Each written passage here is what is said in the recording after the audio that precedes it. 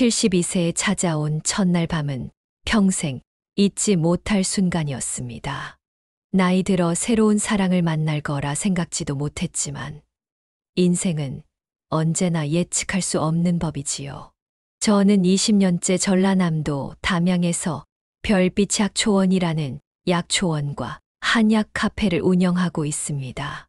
서울에서의 오랜 생활을 정리하고 담양으로 내려온 이후 하루하루 약초를 가꾸고 손님들에게 건강 상담을 해주는 것이 저의 일상이었습니다. 약사였던 남편이 세상을 떠나고 50대 중반에 홀로 남았을 때 많은 사람들이 걱정했습니다. 그 나이에 혼자서 어떻게 살아가냐는 말들이 귓가에 맴돌았지만 저는 담양에서 약초를 키우며 저 자신을 달래왔습니다. 처음엔 서툴렀지만 약초를 심고 가꾸고 다리는 과정에서 삶의 지혜를 배웠습니다. 약초가 향기를 내듯 시간이 지날수록 제 마음도 단단해져 갔습니다. 그렇게 20년이라는 시간이 흘렀습니다. 처음 몇 년은 하루하루가 치유의 시간이었습니다. 매일 아침 약초원에 나가 이슬 맺힌 풀잎을 바라보며 상처를 달랬습니다. 시간이 지나면서 상처는 아물었지만 다시 누군가를 사랑할 거라고는 생각조차 하지 않았습니다. 이미 인생의 반 이상을 살았고 약초와 함께라면 남은 생도 충분히 행복할 거라 여겼습니다. 그런데 어느 여름밤 제 인생이 완전히 바뀌었습니다. 친구 이주영의 권유로 마을 공동체 센터에서 열린 별자리 관측 모임에 참석했던 그날 운명처럼 그를 만났습니다. 서울대 천문학과 명예교수였던 박상현은 은퇴 후 고향인 담양으로 돌아와 작은 천문대를 운영하고 있었습니다. 그날 밤 페르세우스 자리에 대해 설명하는 그의 차분한 목소리는 여름밤의 정적을 깨뜨리며 제 마음속에 깊이 울려 퍼졌습니다. 밤하늘을 바라보는 상현의 눈빛에는 우주만큼 깊은 지혜와 따뜻함이 담겨 있었습니다. 강연이 끝난 후 이주영이 우리를 소개해 주었고 짧은 대화를 나누었습니다. 상현은 불면증에 시달리고 있다며 좋은 약초차를 추천해 달라고 물었습니다. 단순한 질문이었지만 그 안에는 신뢰와 존중이 느껴졌습니다. 저는 그에게 제 약초원과 카페를 방문해 보라고 권했습니다. 이 이야기를 계속 들으시려면 구독과 좋아요, 알림 설정 부탁드립니다. 무료로 할 수 있는 작은 응원이 이 사연을 나눌 수 있는 큰 힘이 됩니다. 일주일 후 상현이 정말 제 카페를 찾아왔습니다. 여름 오후의 햇살이 창문으로 쏟아지는 시간이었습니다. 그는 조용히 구석자리에 앉아 창밖을 바라보았고 저는 그에게 다가가 불면증에 좋은 차를 추천했습니다. 산조인, 용안육, 그리고 백봉령이 블렌딩된 차였습니다. 차를 대접하는 동안 상현의 시선이 제 손끝 움직임을 쫓았습니다. 약초를 다루는 손길에서 세월의 지혜가 느껴진다는 그의 말에는 특별한 무게가 있었습니다. 단순한 칭찬이 아닌 오랜 시간 무언가를 깊이 바라보아 온 사람의 통찰 같은 것이 느껴졌습니다. 그날 이후로 상현은 매주 카페를 찾아왔습니다. 처음에는 불면증 때문이라고 했지만 곧 우리는 약초와 별에 대한 이야기를 나누는 친구가 되었습니다. 그가 들려주는 우주의 이야기는 마치 또 다른 세계로의 초대장 같았습니다. 그리고 제가 전하는 약초의 이야기는 그에게 지상의 작은 경이로움을 선사했습니다. 상현과의 만남이 잦아지면서 저는 그의 불면증을 위한 특별한 약초 블렌딩을 연구하기 시작했습니다. 밤하늘의 별들처럼 다양한 약초들이 각각의 특성과 효능을 가지고 있었기에 그에게 맞는 조합을 찾는 일이 제게는 특별한 즐거움이 되었습니다. 이번에는 산수유와 감초, 그리고 천마를 조금 넣은 특별한 블렌딩을 준비했습니다. 긴장을 풀어주고 깊은 수면에 도움이 될 수 있는 차였습니다. 약초차를 건네자 상현은 미소를 지었습니다. 그의 미소에는 감사함과 함께 어떤 특별한 온기가 담겨 있었습니다. 우리의 만남은 더 이상 단순한 카페 주인과 손님의 관계가 아니었습니다.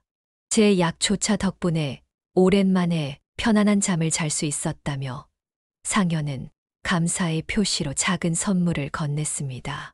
그가 건넨 것은 작은 천체 망원경이었습니다. 손바닥에 들어갈 정도의 크기였지만 밤하늘의 별을 관측하기에 충분했습니다.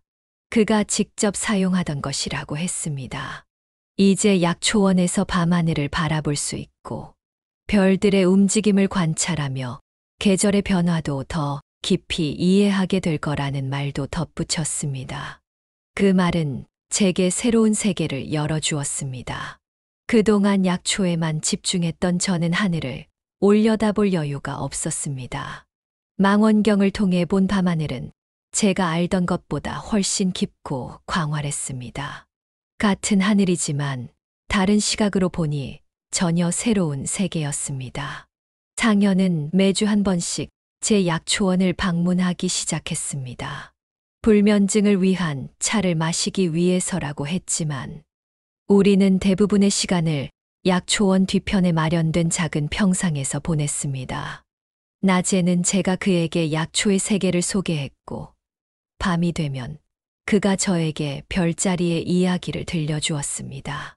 저는 약초가 달의 주기에 맞춰 수확해야 약효가 가장 좋다고 설명했습니다. 보름달이 뜰 때 채취한 것과 금음달 때 채취한 것은 성분이 달라진다는 사실을 알려드렸습니다. 상현은 이에 깊은 관심을 보이며 달의 인력이 식물의 성장에 영향을 미친다는 것은 과학적으로도 증명된 사실이라고 했습니다. 우주와 지구, 그리고 우리 모두가 깊이 연결되어 있다는 그의 말에 저도 크게 공감했습니다. 우리의 대화는 항상 이렇게 서로의 세계를 연결하는 방식으로 이어졌습니다. 약초와 별, 지구와 우주, 그리고 두 노인의 삶이 자연스럽게 어우러졌습니다. 어느 날 상현은 제 약초원에 특별한 공간을 만들자고 제안했습니다. 계절별 별자리를 관측하기 좋은 작은 돔 형태의 정자였습니다. 처음에는 망설였지만 그의 열정에 저도 모르게 이끌렸습니다. 상현은 이곳에서 사계절 별자리를 모두 볼 수 있을 거라고 설명했습니다. 봄에는 사자자리, 여름에는 백조자리, 가을에는 페가수스자리, 겨울에는 오리온자리까지 각 계절의 약초와 함께 별을 관찰하며 더 깊은 자연의 이치를 깨달을 수 있을 거라는 말에 저는 깊이 감동했습니다. 한 달 후 약초원 한쪽의 작은 별 관측소가 완성되었습니다. 지붕은 투명한 유리로 되어 있어 누워서도 밤하늘을 볼 수 있었고 내부에는 편안한 의자와 작은 차 테이블이 놓여 있었습니다. 우리만의 특별한 공간이었습니다. 그곳에서 우리는 더 많은 시간을 함께 보냈습니다.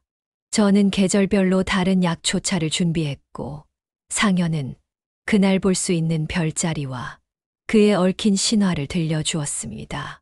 가끔은 그가 천문대에서 찍은 우주 사진을 가져와 보여주기도 했습니다.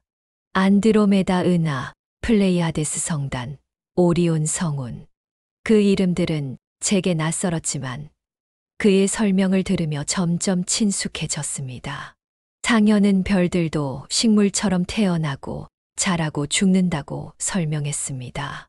단지 그 시간의 스케일이 다를 뿐이라고 했습니다.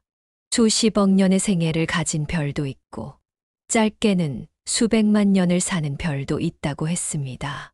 우리 인간의 삶은 그에 비하면 찰나에 불과하지만 그 안에서 우리는 우주를 이해하고 경외할 수 있는 특별한 존재라는 그의 말은 깊은 철학을 담고 있었습니다.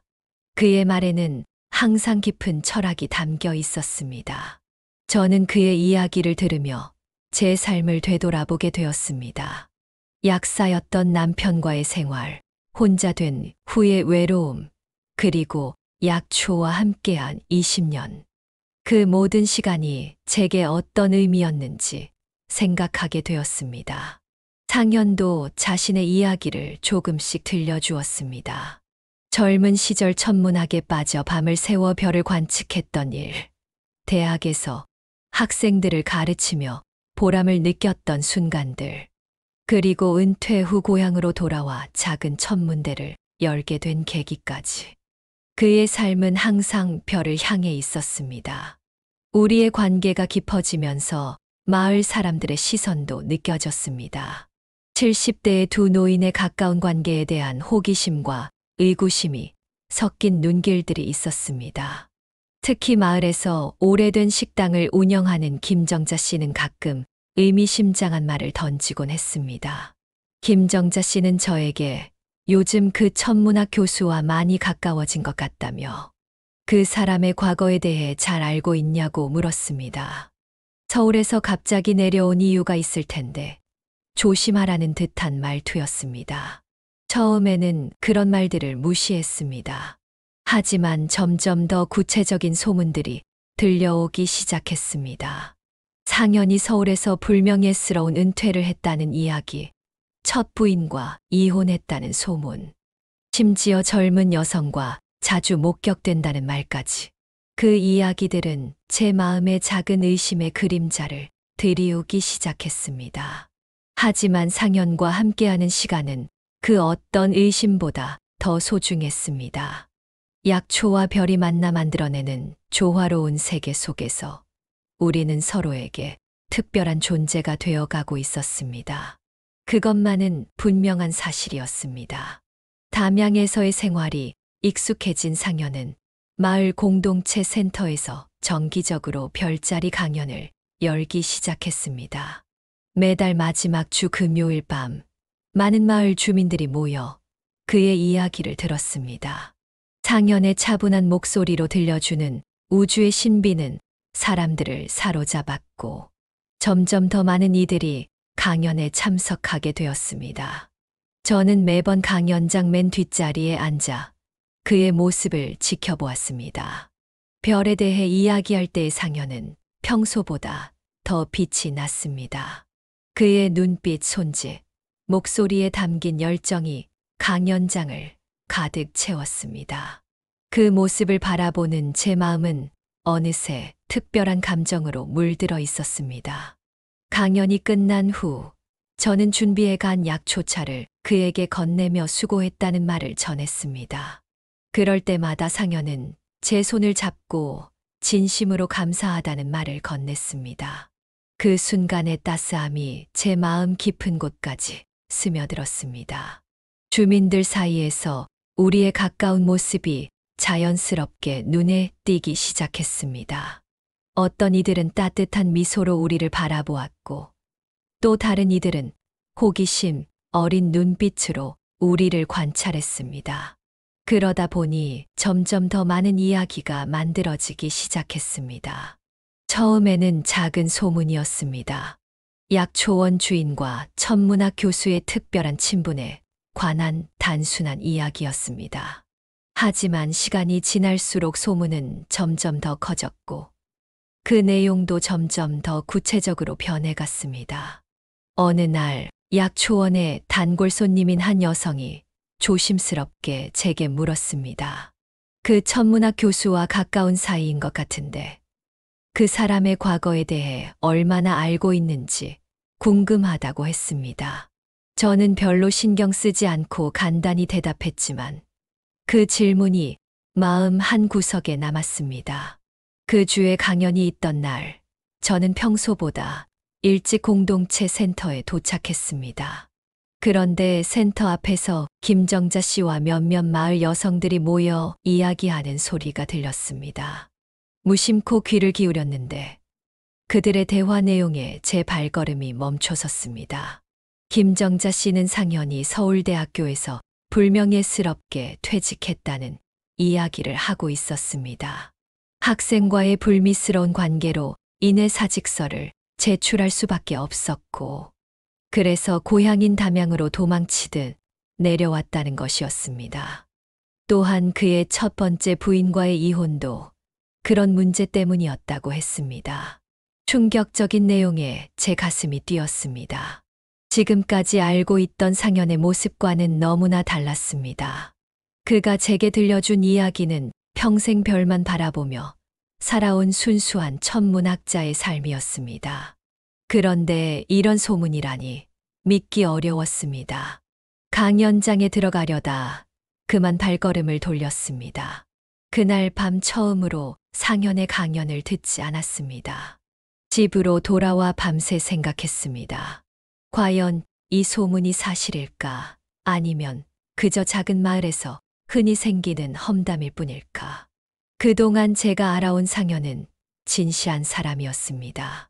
하지만 인간은 누구나 비밀을 가지고 있고 말하지 않은 과거가 있기 마련입니다. 다음 날 상현이 제 카페를 찾아왔습니다. 어제 강연에 왜 오지 않았는지 물었습니다. 갑자기 몸이 좋지 않았다고 둘러댔지만 제 눈빛이 무언가 달라진 것을 그도 느꼈는지 평소와 다른 분위기가 흘렀습니다. 그날 이후로 저는 상현을 대하는 태도가 미묘하게 달라졌습니다. 의식적으로 거리를 두려 했고 깊은 대화를 나누는 것도 피했습니다. 그는 그 변화를 알아챘는지 여러 번 무슨 일이 있는지 물었지만 저는 매번 아무것도 아니라며 넘어갔습니다. 하지만 소문은 계속해서 퍼져나갔습니다. 이제는 상현이 젊은 여성과 자주 만난다는 이야기까지 나왔습니다. 병원에서 함께 나오는 모습을 여러 번 목격했다는 주민들의 증언도 있었습니다. 저는 그런 이야기를 들을 때마다 가슴이 아팠습니다. 왜 이렇게 상처를 받는지 스스로도 이해할 수 없었습니다. 우리는 그저 친구 사이였을 뿐인데 왜 이런 감정이 들었을까요? 어느 날 오후 담양병원 앞을 지나가다 우연히 상현을 보게 되었습니다. 그런데 그는 혼자가 아니었습니다. 20대 후반으로 보이는 젊은 여성이 그의 팔짱을 끼고 있었습니다. 두 사람은 매우 친밀해 보였고 상현의 얼굴에는 제가 본 적 없는 밝은 웃음이 피어 있었습니다. 그 광경을 본 순간 온몸에 힘이 빠지는 것 같았습니다. 소문이 사실이었던 걸까? 상현의 진짜 모습은 제가 알고 있던 것과 달랐던 걸까? 수많은 의문이 제 마음을 채웠습니다. 집으로 돌아와 약초원을 거닐며 생각에 잠겼습니다. 지난 몇 개월간 상현과 함께했던 시간들이 주마등처럼 스쳐 지나갔습니다. 그의 따스한 미소, 깊은 지식, 배려 깊은 행동들. 그 모든 것이 거짓이었을까요? 아니면 제가 너무 단편적인 모습만 보고 판단하는 걸까요? 그날 밤 잠을 이루지 못하고 약초원의 별 관측소로 나갔습니다. 상현이 만들어준 그곳에서 밤하늘을 바라보았습니다. 그가 알려준 별자리들을 하나하나 찾아보았습니다. 북극성, 카시오페이아, 큰곰자리. 그리고 문득 생각했습니다. 별도 멀리서 보면 그저 반짝이는 점에 불과하지만 가까이서 보면 각각 다른 크기와 색, 그리고 역사를 가진 존재라는 것을. 사람도 마찬가지가 아닐까. 멀리서 혹은 단편적으로 보면 쉽게 판단할 수 있지만 진정 그 사람을 알기 위해서는 가까이에서 오랜 시간 지켜봐야 하는 것이 아닐까. 소문과 짧은 순간의 목격만으로 상현을 판단하는 것은 너무 성급한 일이었습니다. 하지만 그렇다고 해도 의심은 이미 제 마음에 자리 잡았습니다. 그 의심을 완전히 지우기 위해서는 직접 물어볼 수밖에 없었습니다. 그러나 그런 질문을 던지는 것은 쉽지 않았습니다. 지금까지 쌓아온 신뢰와 우정이 한순간에 무너질 수도 있다는 두려움이 컸기 때문입니다. 며칠 동안 고민한 끝에 저는 이 상황을 더 이상 피할 수 없다는 것을 깨달았습니다. 진실을 마주하는 것이 아무리 어려워도 불확실한 의심 속에서 괴로워하는 것보다는 낫다고 생각했습니다. 그래서 제 카페 영업을 일찍 마치고 상현의 천문대를 찾아가기로 했습니다. 보통은 그가 제 약초원을 찾아왔기 때문에 그의 천문대는 몇 번 가보지 않았습니다. 담양 외곽의 작은 언덕 위에 있는 천문대는 조용하고 한적한 곳이었습니다. 천문대로 향하는 길, 제 마음은 복잡했습니다. 무엇을 물어봐야 할지, 어떻게 대화를 시작해야 할지 생각하다 보니 금세 도착했습니다. 천문대 앞에 서서 깊게 숨을 들이마셨습니다. 이제 상현의 진실을 마주할 시간이었습니다. 천문대 앞에 서서 잠시 망설였습니다. 문을 두드리려는 순간 안에서 웃음소리가 들렸습니다. 여성의 목소리였습니다. 병원 앞에서 봤던 그 젊은 여성일까요? 가슴이 뛰었지만 용기를 내어 문을 두드렸습니다. 문이 열리고 상현이 나타났습니다. 제 얼굴을 보자 그는 놀란 표정을 지었습니다. 오랜만에 찾아와 미안하다고 말했습니다. 그의 뒤로 젊은 여성이 서 있었습니다. 병원 앞에서 본 그 여성이 맞았습니다. 상현은 우리를 소개했습니다. 그녀는 민서 상현의 조카였습니다. 천문대 안으로 들어가자 테이블 위에는 옛날 앨범들이 펼쳐져 있었습니다. 상현은 민서가 서울에서 내려와 가족 앨범을 정리하고 있다고 설명했습니다. 민서는 반갑게 인사하고는 잠시 자리를 비우겠다며 밖으로 나갔습니다. 둘만 남게 되자 무거운 침묵이 흘렀습니다. 어떻게 시작해야 할지 몰라 망설이고 있는데 상현이 먼저 입을 열었습니다. 최근 제가 거리를 두는 것 같아 고민이 많았다고 했습니다.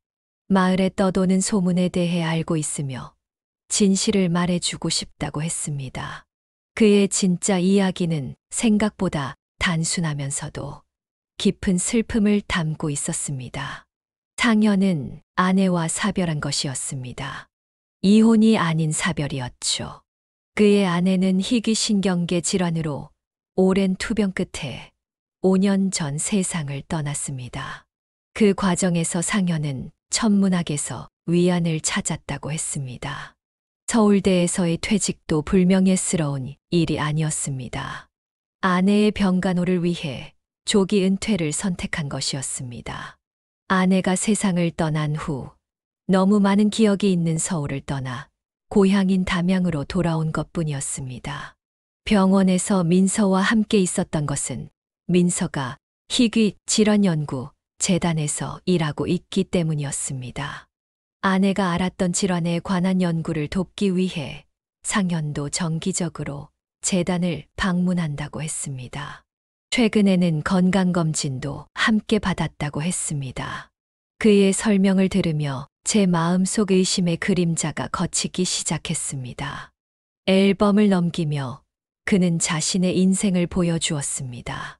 젊은 시절의 상현과 그의 아내, 대학에서 함께 천문학을 연구하던 시절, 그리고 아내의 병원 중에도 포기하지 않고 별을 관측하던 모습들, 마지막 사진은 담양에 온 후 처음 찍은 것이라고 했습니다. 혼자 밤하늘을 바라보는 뒷모습이었습니다. 그 사진에서 느껴지는 외로움과 그리움이 제 마음을 울렸습니다. 진실은 소문보다 훨씬 단순하면서도 더 깊은 이야기였습니다. 상현은 제게 약초원에서의 시간이 자신에게 새로운 희망을 주었다고 말했습니다. 별을 바라보는 것이 위안이 되었지만 진정한 치유는 제가 건네준 약초차와 따뜻한 대화에서 시작되었다고 했습니다. 그의 진심 어린 말에 제 눈시울이 뜨거워졌습니다. 밖에서 기다리던 민서가 들어와 삼촌에 대한 이야기를 더해 주었습니다. 아픈 숙모를 위해 모든 것을 포기했던 삼촌의 헌신, 그리고 숙모가 떠난 후의 깊은 슬픔까지. 민서의 말 한마디 한마디가 상현에 대한 제 이해를 깊게 했습니다. 천문대에서의 그날 이후 상현과 저의 관계는 새로운 단계로 접어들었습니다. 의심의 벽이 허물어지고 더 깊은 이해와 신뢰가 자리 잡았습니다. 이제는 서로의 과거를 온전히 받아들이고 현재의 순간을 더 소중히 여기게 되었습니다. 상현은 더 이상 과거의 아픔을 혼자 안고 있지 않았습니다. 저에게 아내와의 추억, 그녀의 병환, 그리고 그 긴 이별의 과정까지 모든 이야기를 들려주었습니다. 그의 말 한마디 한마디에서 깊은 사랑과 그리움이 느껴졌습니다. 아내를 잃은 슬픔을 별을 통해 달래왔다는 그의 고백은 제 마음을 깊이 울렸습니다. 저 역시 제 이야기를 나누었습니다. 남편의 배신으로 50대에 겪었던 상처, 그 후 새로운 삶을 찾아 담양으로 내려온 이유, 그리고 약초를 통해 치유를 찾아가는 과정까지 서로의 상처와 회복에 대한 이야기를 나누며 우리는 더욱 가까워졌습니다. 어느 날 상현이 특별한 제안을 했습니다. 제 약초원과 그의 천문 지식을 결합한 별과 약초의 밤이라는 이벤트를 함께 열자는 것이었습니다. 계절별 약초와 별자리를 연결해 마을 사람들에게 자연의 조화로움을 보여주는 행사였습니다.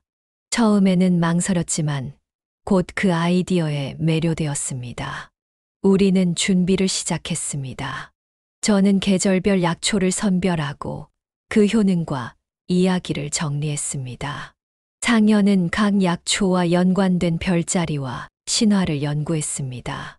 우리의 전문 분야가 만나 새로운 이야기가 탄생하는 과정이 놀랍고 흥미로웠습니다. 첫 행사는 가을에 열렸습니다. 약초원 뒤편의 넓은 공터에 작은 무대를 마련하고 주변에는 제가 직접 달인 계절 약초차를 맛볼 수 있는 부스를 설치했습니다. 상현은 간이 천문대를 설치해 참가자들이 실제로 별을 관측할 수 있게 했습니다. 예상보다 많은 마을 사람들이 참석했습니다. 김정자 씨도 왔습니다. 처음에는 어색했지만 행사가 진행되면서 그녀도 진심으로 즐기는 모습이었습니다.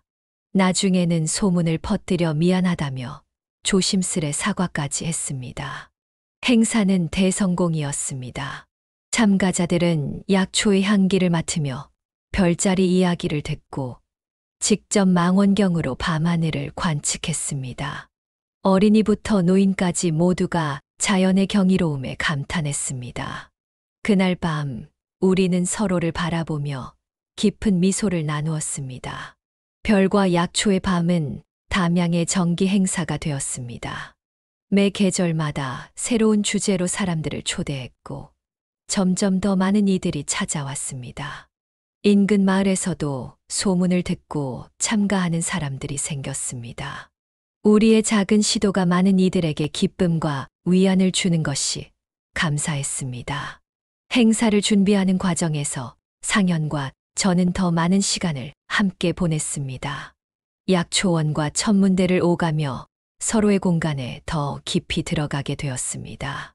그의 천문대에 약초를 심고 제 약초원에 더 많은 별 관측 장비를 들였습니다. 우리의 세계는 자연스럽게 하나로 융합되어 갔습니다. 상현의 아들 민우가 미국에서 휴가를 내어 담양을 방문했을 때 저는 처음으로 그의 가족을 만났습니다. 민우는 나사에서 일하는 과학자로 아버지의 영향을 받아 우주를 연구하게 되었다고 했습니다. 처음에는 아버지가 새로운 인연을 만난 것에 놀랐지만 우리의 모습을 보며 점차 이해하고 응원해 주었습니다. 어느덧 겨울이 다가왔습니다. 담양의 겨울은 조용하고 깊었습니다. 약초원의 대부분 식물들은 휴면에 들어갔고 밤하늘은 그 어느 때보다 선명하게 별들을 보여주었습니다. 상현은 겨울이 별 관측의 최적기라며 자주 천문대로 저를 초대했습니다. 12월 중순 상현이 특별한 날이 될 거라며 천문대에 저를 초대했습니다. 그날은 쌍둥이 자리 유성우가 절정을 이루는 밤이라고 했습니다. 1년 중 가장 많은 별똥별을 볼 수 있는 시간이라며 함께 보자고 했습니다. 그날 저녁 평소보다 조금 더 신경 써서 옷을 입고 천문대로 향했습니다. 나이 72에 설레는 마음으로 약속 장소로 향하는 제 모습이 새삼 낯설게 느껴졌습니다. 평생 다시 이런 감정을 느낄 일이 없을 거라 생각했는데 인생은 참 예측할 수 없는 것이었습니다. 천문대에 도착하자 상현이 반갑게 맞아주었습니다. 평소와 달리 정장을 갖춰 입은 그의 모습이 왠지 특별해 보였습니다. 천문대 내부는 은은한 조명으로 꾸며져 있었고 따뜻한 차와 함께 작은 다과가 준비되어 있었습니다. 상현은 먼저 실내에서 쌍둥이 자리 유성우에 대한 이야기를 들려주었습니다. 그리스 신화 속 쌍둥이 형제 카스토르와 폴룩스의 이야기, 그리고 매년 이맘때 지구가 특정 해성의 파편 지대를 통과하며 생기는 천문 현상에 대한 설명까지 그의 이야기는 언제나처럼 흥미진진했습니다. 이야기를 마친 후 상현은 저를 천문대 옥상으로 안내했습니다. 그곳에는 이미 망원경이 설치되어 있었고 따뜻한 담요와 방석이 준비되어 있었습니다. 차가운 겨울밤이었지만 맑은 하늘에는 셀 수 없이 많은 별들이 빛나고 있었습니다. 우리는 나란히 앉아 하늘을 바라보았습니다. 잠시 후 첫 번째 유성이 밤하늘을 가로질렀습니다. 그 뒤로 계속해서 별똥별들이 쏟아졌습니다. 마치 우주가 우리에게 축복을 내려보내는 것 같았습니다. 별을 바라보며 상현이 조용히 제 손을 잡았습니다. 그의 손은 따뜻했습니다. 우리는 말없이 서로의 온기를 느끼며 밤하늘의 장관을 감상했습니다. 유성우가 절정에 달했을 때 상현이 무언가를 꺼내며 제게 건넸습니다. 작은 상자 안에는 은빛 반지가 들어 있었습니다. 반지 위에는 작은 별 모양의 장식이 달려 있었고 내부에는 우리의 새로운 시작이라는 문구가 새겨져 있었습니다. 상현은 우주의 별들처럼 영원히 함께 빛나자는 말과 함께 저에게 남은 인생을 함께 하자고 했습니다. 그 순간 제 마음은 복잡했습니다. 기쁨과 설렘, 그리고 두려움이 한꺼번에 밀려왔습니다. 72세와 74세, 우리의 나이에 결혼이라니. 주변의 시선도 걱정되었고, 이미 각자의 삶이 있는 우리가 새로운 출발을 한다는 것이 가능할지도 의문이었습니다. 제 망설임을 느꼈는지 상현은 서두르지 말라고 했습니다. 충분히 생각할 시간을 가지라고 했습니다. 하지만 그의 진심 어린 눈빛을 보며 제 마음은 이미 답을 알고 있었습니다. 우리의 나이에 찾아온 이 특별한 인연을 놓치고 싶지 않았습니다. 일주일 후 저는 상현에게 답을 주었습니다. 함께하고 싶다고, 남은 인생을 서로에게 의지하며 살아가고 싶다고 말했습니다. 그 말을 듣고 상현의 눈에서 눈물이 흘렀습니다. 우리는 서로를 껴안으며 이 늦은 사랑에 감사했습니다. 우리의 결혼 소식은 곧 담양 전체에 퍼졌습니다. 대부분의 사람들은 축하해 주었지만 일부는 의아해하는 시선도 있었습니다. 그 나이에 무슨 결혼이냐는 말도 들렸습니다. 하지만 우리에게는 그런 말들이 중요하지 않았습니다. 나이는 단지 숫자일 뿐 우리의 마음은 여전히 젊고 설렜으니까요. 결혼 준비는 소박하게 진행했습니다. 거창한 예식 대신 약초원에서 작은 피로연을 열기로 했습니다. 제 딸 서연과 상현의 아들 민우가 적극적으로 도와주었습니다. 처음에는 걱정했던 자녀들이 오히려 우리의 새 출발을 진심으로 축복해 주었습니다. 결혼식 날 약초원은 아름답게 꾸며졌습니다. 저는 연보라색 한복을 입었고 상현은 검은색 양복에 보라색 넥타이를 맞춰 입었습니다. 마을 주민들과 가까운 지인들만 초대한 작은 결혼식이었지만 그 어느 때보다 따뜻하고 특별했습니다.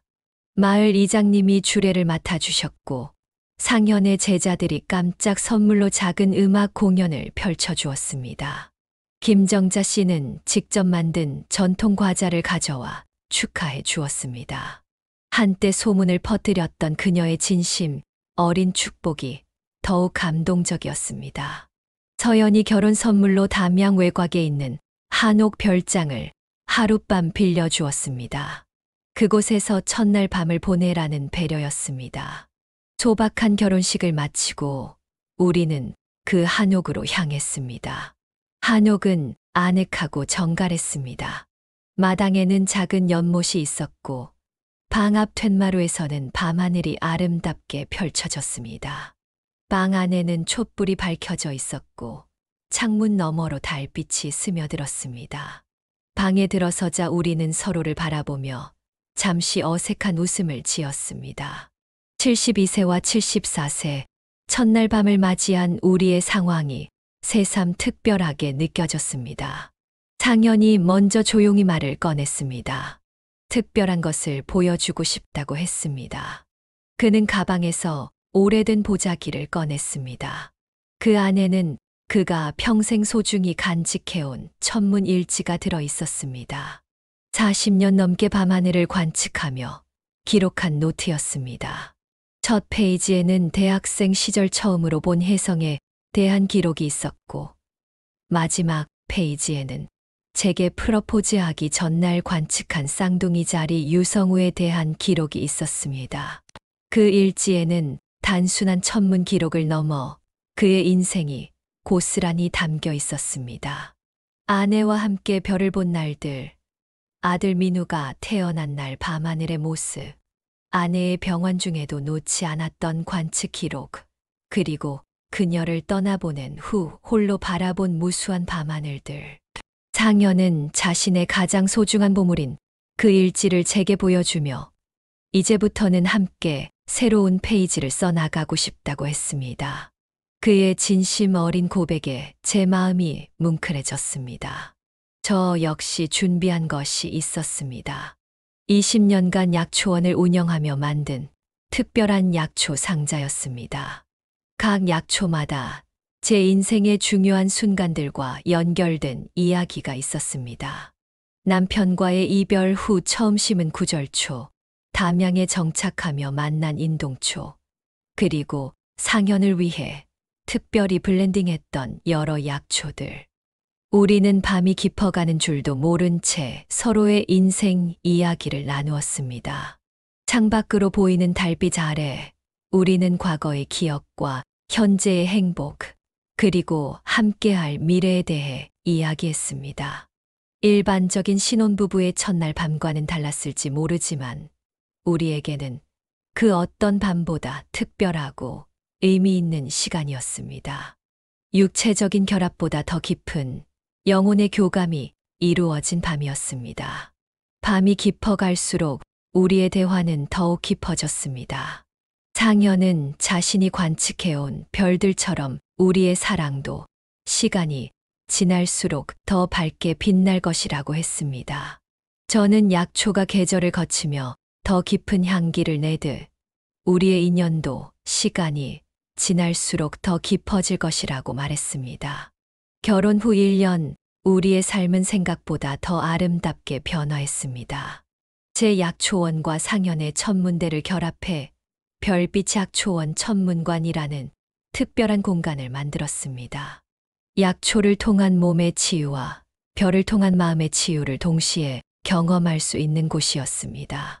천문관은 담양의 새로운 명소가 되었습니다. 낮에는 제가 약초 체험 프로그램을 진행하고 밤에는 상현이 별자리 관측을 안내했습니다. 특히 노년층을 위한 힐링 프로그램이 인기를 끌었습니다. 우리처럼 인생의 후반부를 살아가는 분들에게 위로와 새로운 활력을 드릴 수 있어 보람찼습니다. 우리의 일상은 소소하지만 행복했습니다. 아침이면 함께 약초원을 산책하며 하루를 시작했고 저녁이면 작은 차 한 잔과 함께 하루를 마무리했습니다. 때로는 약초 연구에 몰두하기도 하고 때로는 밤새 별을 관측하기도 했습니다. 각자의 공간과 시간을 존중하면서도 함께하는 순간들을 소중히 여겼습니다. 물론 어려움이 없었던 것은 아닙니다. 상현의 만성 관절염이 심해질 때면 제가 특별한 약초 치료를 해드렸고, 제가 피로에 지칠 때면 상현이 우주의 광대함에 대한 이야기로 위로해 주었습니다. 서로의 약점을 보완해주고 힘든 순간에 의지가 되어주는 것. 그것이 우리 관계의 가장 큰 축복이었습니다. 가끔은 건강검진을 위해 함께 병원을 찾기도 했습니다. 그럴 때마다 의사는 두 분 모두 또래보다 건강하다며 놀라워했습니다. 아마도 서로에 대한 사랑과 관심이 가장 좋은 약이 되었나 봅니다. 나이 들어 찾은 동반자의 존재가 우리 모두에게 활력소가 되었습니다. 자녀들과의 관계도 더욱 돈독해졌습니다. 제 딸 서연은 서울에서 한의학 연구를 하며 가끔 저희를 방문했고, 상현의 아들 민우도 미국에서 영상통화로 자주 안부를 전했습니다. 작년 추석에는 모두 함께 담양에 모여 특별한 시간을 보내기도 했습니다. 두 가족이 하나가 되어가는 모습을 보는 것이 큰 기쁨이었습니다. 천문관에서는 계절마다 특별한 행사를 열었습니다. 봄에는 새순이 돋는 약초원에서 별자리 관측을, 여름에는 시원한 약초차와 함께하는 밤하늘 여행을, 가을에는 단풍 든 약초원 속에서 별빛 음악회를, 겨울에는 따뜻한 약초탕과 함께하는 별자리 스토리텔링을 진행했습니다.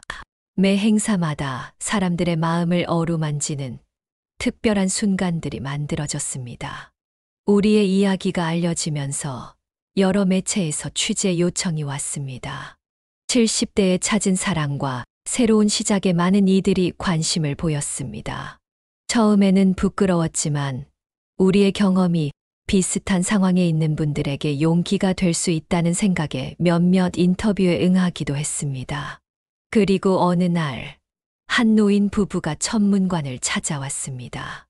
우리의 이야기를 듣고 용기를 내어 50년 만에 재결합했다는 그분들의 말씀에 가슴이 뭉클했습니다.